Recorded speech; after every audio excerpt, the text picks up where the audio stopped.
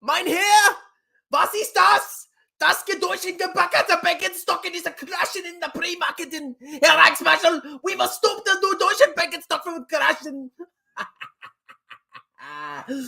Welcome back, everybody. We got to talk about Deutsche Bank, my ugly you-know-what. So Deutsche Bank is a very large bank, you guessed it, from Germany. Why? Because Deutsche.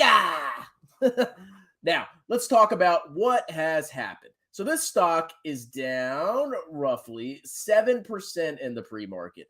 Why? What's going on? Is this company about to go bankrupt? Are we about to have a massive financial meltdown, the likes of which we've never seen in human history? I don't know. So, like I said, it's trading at $8.95 and it's down 7% in the pre-market. And there's all sorts of worries and dramas going on. And I want to get to the bottom of this. Is this bank about to go under? Well, remember, any bank in the world can go under if there's enough fear and panic. Banks don't usually have enough cash on hand to meet all the depositors' demands to withdraw money if they all did it at once. Obvious. Of course, banks take money and invest it somewhere else. If you don't know that, just do some more reading, okay? Banks don't just have a bunch of cash sitting in a vault. Now, the market cap is about 20 billion. PE ratio 4, that means it's cheap, right? Dividend yield of 2. So overall, okay, I mean, this stock is, been kind of a turd the last 5 years. It's actually down 43% in the last 5 years. That ain't that hot. But I was reading an article, okay? And apparently this decline in Deutsche Bank is just based on general fears around the whole banking sector. We've had all these issues with banks going on in the United States. Then we had UBS. They had to go ahead and buy out Credit Suisse to bail them out, basically. There's all this drama. People are still concerned that all these other banks are, number one, exposed to losses, and number two, that they could potentially go under as well. So let's go see some of the warning signs. So the first thing that happened that I keep seeing in the news is an increase in the price of a credit default swap. Credit default swaps for Deutsche Bank. What is a credit default swap? Basically, it's insurance against a bond that you bought going bankrupt, going bust. For example, my name's Chris Bell. I want to buy a bond paying 3% interest annually.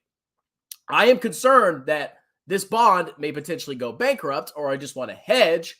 So I go ahead and enter into a contract with Bob, and Bob agrees to pay me and reimburse me for my losses if the bond defaults in exchange for me paying Bob a little premium. So I'm collecting 3% interest on the bond. I'm paying Bob, I don't know, the equivalent of 1%.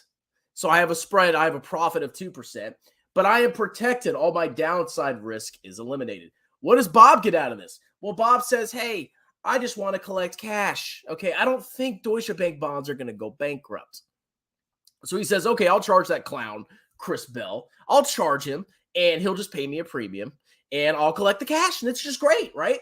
Now, remember, there were a bunch of institutions that were engaging in this kind of behavior in the 2007-2008 meltdown. If I remember correctly, it was AIG, American Insurance Group, or whatever they're freaking called. They had a bunch of credit default swaps where they actually were collecting premiums on a bunch of mortgage-backed securities, and they were like, "Oh, there's no way these are going to go bankrupt, so we're going to sell these contracts, and we're going to collect premium, and we're going to make all this money for nothing, right?"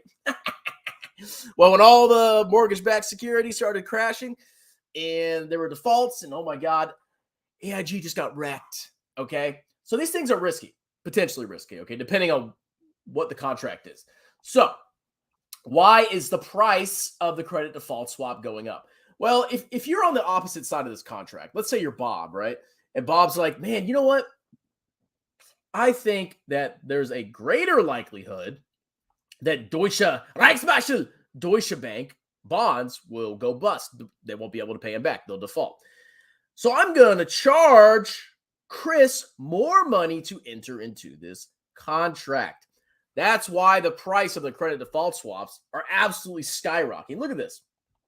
Look at this. The last time it went that high was in October 11th, 2022, and now it's spiking like freaking crazy again. So this is basically a signal that people are concerned that there's going to be a potential default with Deutsche Bank. Do I personally think Deutsche Bank is going to go under? No, I don't. Okay, this is a huge bank. It's a huge freaking bank. And nobody wants a massive bank like this to go under. But it happened with Credit Suisse. So who freaking knows? Okay. So the next indicator is a collapse in the bond price of Deutsche Bank's bonds. Why are bond prices collapsing? Well, it's supply and demand. If you own a bond and then all of a sudden you want to get rid of it and everybody else wants to get rid of it, or a lot of people want to get rid of it, and there's more sellers than buyers, the bond price goes down. It doesn't even have anything to do with interest rates necessarily. Interest rates do correlate to bond prices, of course. But if everybody wants to dump these bonds and willing buyers are not going to take the price at whatever you're offering, you have to cut your price. You have to try to sell it for lower. You have to try to get rid of the bond. So you can see the Deutsche Bank, there's a 7.5%. There are 7.5% bonds. They've collapsed. I mean, they've gone from 95 all the way down to 83, and they're probably going to go lower. So so credit default swap prices are going up. Bond prices are going down. There's general fears. Okay. And if you go look at their balance sheet, so I looked it over as of December 31st. This is like a horrible balance sheet. You know why? Because you can't zoom in on the most recent numbers without cutting off the stuff on the left. But you'll just have to trust what I'm saying. So basically they had, as of December 31st, 2022, it looks like they had 178, is that billion? 178 billion euros in cash and central bank balances. And they had roughly, where are their deposits? 621 billion of deposits. So overall, it looks like compared to some banks, a lot of banks in the U.S., they actually had a lot of deposits relative, or a lot of cash relative to deposits. So they were sitting on a pretty big war chest. They have a lot of bank reserves, basically. And that seems to be a trend over time. Now, if we look at some of their investments, okay, they have some securities borrowed. They have trading assets, most of which are reported at fair value. They disclose that here. And then we have financial assets at fair value through other comprehensive income. Very small percentage of their total assets, okay? So they have a lot of assets who their profit and losses, all these trading securities and derivatives they have on their balance sheet, those are going to get reflected through the P&L. So those are going to be realized, or you're going to see them, basically. They're not going to be hidden away like they were with Silicon Valley Bank and they're held to maturity. Financial assets at fair value through OCI. That's going to be shown in other comprehensive income. So you can still see that in equity. And they have loans at amortized cost, which you wouldn't see losses on the income statement, of 483 billion. But they still have a significant amount of assets where there's not hidden losses, okay? So overall, I mean, they have a lot of cash, at least as of December 31st, 2022, relative to their deposits. It could be worse, okay? It could be absolutely worse. So personally, I don't think this bank's going to go under. Yeah, okay, I'm not saying to buy the dip. I mean, it doesn't mean you buy the stock just because it went down. There could be an opportunity here. I don't know. But all I'm saying is this is one of those systemically important banks that I don't think any government is going to let go under. And if they do, I would be absolutely freaking shocked. But overall, I mean, this bank's performance has been kind of turdish. Okay, it's actually not, if you're looking at this from a technical standpoint, it's not, it's lower than normal, but it's not cheap, if you know what I'm saying. I mean, look at that. 42% down over the past 5 years. So that's kind of what's going on with Deutsche Bank. You're going to read about bond prices and credit default swaps. Basically, people are just worried that the bank's going to go. There's a higher likelihood that the bank's going to potentially go under, according to all the market participants interacting in the market, okay?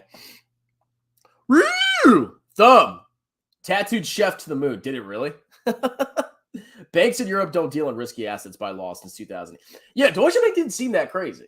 Okay, I didn't see like massive warning signs relative to deposits. They had a lot of deposits. They had a lot of cash versus deposits. So I don't know. We'll see what happens. Maybe the stock will 10x and I'll look stupid because I didn't say buy it, but I didn't say not buy it. It's up to you. Talk to you later. Cheers.